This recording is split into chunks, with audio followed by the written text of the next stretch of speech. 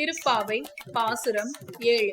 ஆண்டாள் நாச்சியார் தன்னுடைய தோழியை எழுப்பக்கூடிய அழகான பாசுரம். கீச்சு கீச்சு என்றெங்கும் ஆணை சாத்தன் கலந்து பேசின பேச்சரவம் கேட்டிலையோ பேய் பெண்ணே, காசும் பிறப்பும் கலகலப்ப கைபேர்த்து வாச நறுங்குழல் ஆய்ச்சியர் மத்தினால் ஓசைப்படுத்த தயிர் அரவம் கேட்டிலையோ நாயக்க பெண் பிள்ளாய் நாராயணன் மூர்த்தி கேசவனை பாடவும் நீ கேட்டே கிடத்தியோ தேசமுடையாய் திரவேலோர் எம்பாவாய். ஆண்டாள் நாச்சியார் தன்னுடைய தோழியை பேய் பெண்ணே என்று செல்லமாக அழைத்து ஆணை சாத்தன் என்று சொல்லக்கூடிய வலியன் குருவிகள் தங்களுக்குள் கீச்சு கீச்சு கீச்சு என்று கலந்து பேசிக் கொள்ளக்கூடிய அந்த பேச்சினுடைய ஓசை உனக்கு கேட்கவில்லையா என்று கேட்கிறார். மேலும் வாசனை மிக்க கூந்தலை உடைய ஆயர் குலத்து பெண்கள் மத்தினால் தயிரை கடைகிறார்களே, அந்த ஓசை கூடவா கேட்கவில்லை?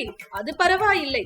அவர்கள் தயிர் கடைகின்ற பொழுது அவர்கள் அணிந்திருக்கக்கூடிய அச்சுத்தாலியும் ஆமைத்தாலியும் ஒன்றோடு ஒன்று உரசுகின்றதே, அந்த ஓசையுமா உனக்கு கேட்கவில்லை? தலைமை பண்பு கொண்ட பெண்ணே, நாங்கள் நாராயணன் மூர்த்தி கேசவனுடைய புகழை பாடுகின்றோம்.